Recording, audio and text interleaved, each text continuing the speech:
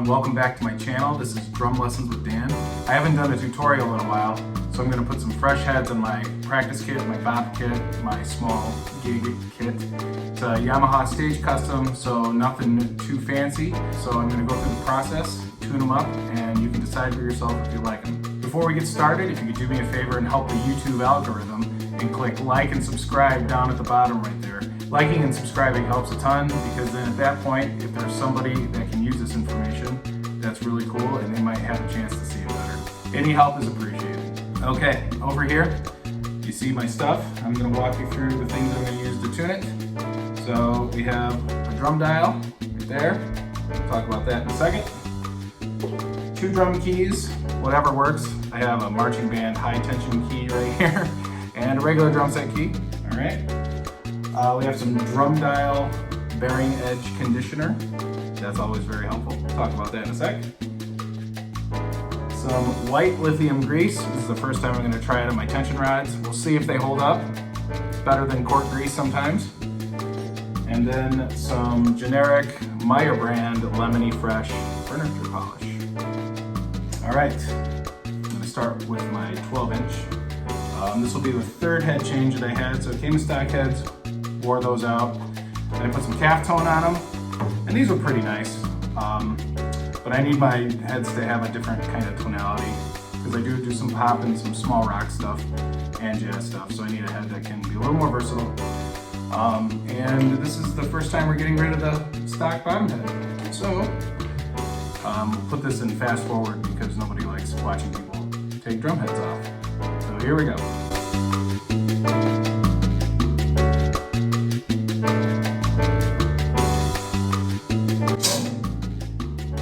All right, excellent. So we have the heads off. This is where a little furniture polish and some spray. We're going to wipe off the bearing edges. It's got some dust and some grime, and wipe off the shell. So, get to work.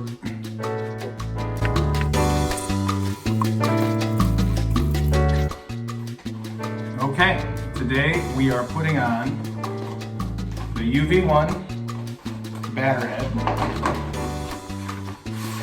have that right here.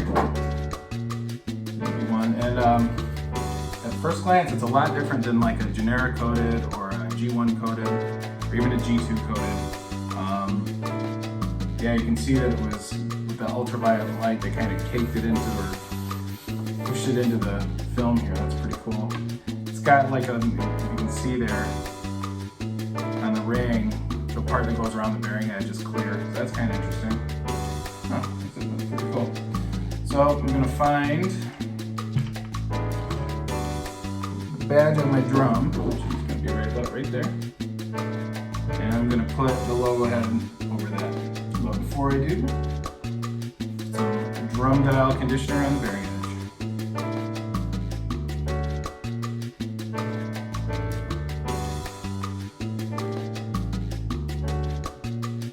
A little bit about the Yamaha Stage Custom. This is a birch shell, so I'm also looking for a head that's a little more resonant, because we already know birch is going to be a very tonally focused drum. So something with a little more resonance. So I'm going to put that there. Awesome. Get that top rim. Now this is the experiment I was going to do. Shake. All right, so I'm going to give these guys a little squirt. So there's my stuff. Actually hit it here. All right, let's see how that works. Okay, so I'm going to dab off some of that extra lithium grease. Got them pretty good. And we're going to put them on first drum.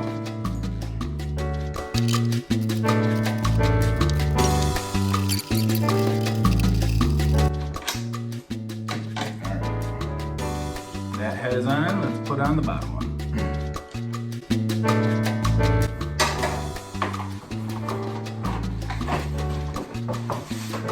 And then for my bottom heads, I use the Evans Reso.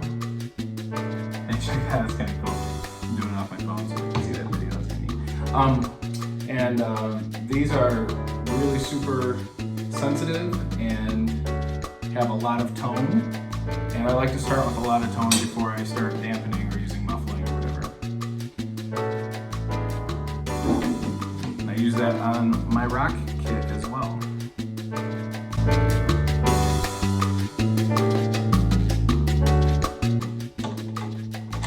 Alright, that's step one.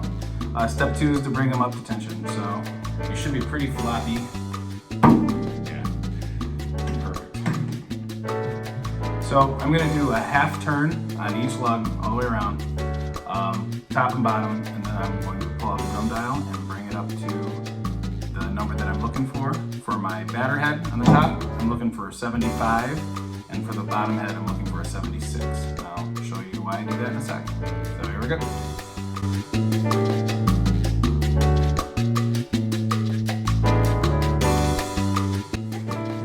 Okay, so this little bad boy is a tuning game changer. So I've met drummers who go into, you know, like they burn incense and have a seance before they tune, or they spend all day listening to every lug, and that's totally awesome. The people who take their tuning seriously, the drums sound good. The cool thing about a drum dial is it makes it more scientific and measurable, and you can tune it and get the sound you want and get on with your life. So I've heard some people say they tune by ear, and it sounds awful, and I've heard some people say they just tune to a drum dial, and most of the people who tune to a drum dial or have a drum dial, their drums sound fantastic. So this isn't a paid endorsement, but it's definitely sweet. So what I'm going to do is on this little guy right here, I'm aiming for 75 on the top end.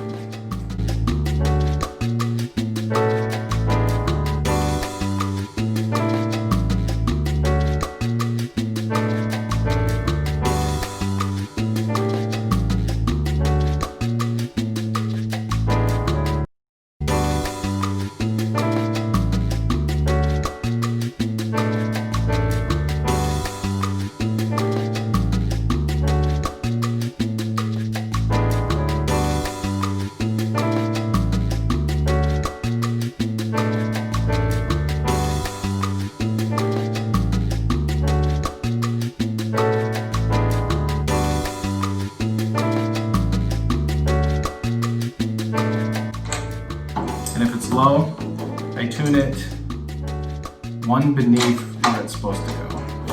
So if it's reading 73, I turn it to 74 and a little bit. Okay, that's 75 all the way around. I'm going to do 76 on the bottom, and while I'm doing that, I heard a drum tuning trick from Todd Sucherman, and he's fantastic, obviously. And he likes to have a little bit of drop or a little bit of decay at the end of the drum. So instead of hearing it going doom, he goes doom, just a little bit. So I started experimenting with that, and I found for the sound that I like a shorter. So what I do is I tune the bottom head 1 degree up, so 76. So it gives a little bit of a decay, but it's not like power tom rock on a bob kit or on a pop kit. But that trick is just totally awesome, and with the drum dial it makes it easy.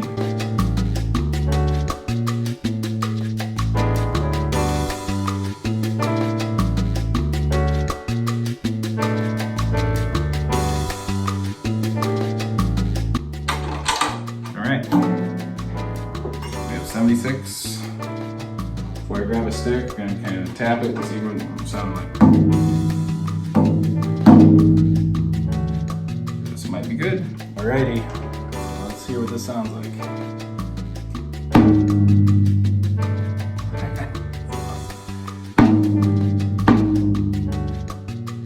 Wow, wide open, sounds pretty good already. This goes forever. Yeah, that's that resonance, that's great. Alright, I'm gonna clean it up and let's tune it up and see what it sounds like for jazz. So I'm going to take it to like a 78, 79, and I'll do the bottom head at an 80 so that we get that first tom up. For the floor tom, I usually keep the floor tom pretty low, so that it's the difference between the floor tom and the rack tom to give it some more tonal diversity, some stretch, some interval. But let's see how the head does when we crank it up.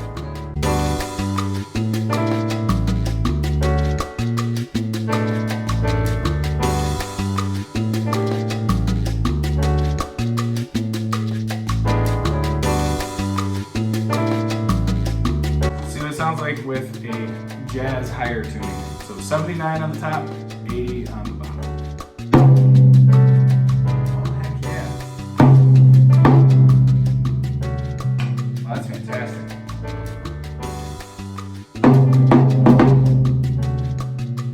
And there you have it. These sounds are great. Can't wait to use them. Fortunately, I have a show tomorrow, so I'll start working on it and get some videos of the drums in action. So let's switch to the floor tom. That's really cool.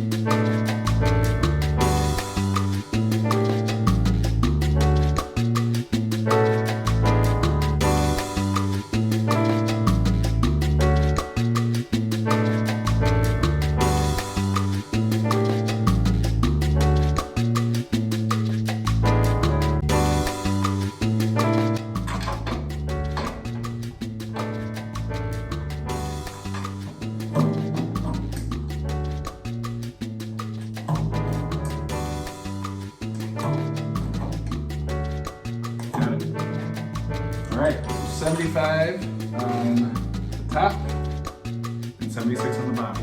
Grab a stick, here we go. All right, first test.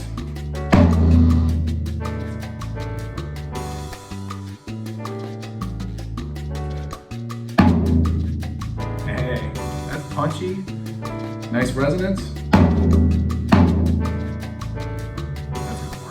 Hey, if you've gotten to the end of this video, thank you so much. Again, please like, subscribe, and share.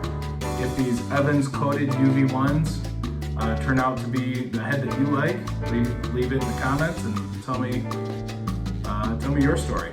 So this is pretty cool. I'm looking forward to using these, and I'll have some footage to show later on my channel. So thanks again for being here, and have a great day. Damn, you sound great.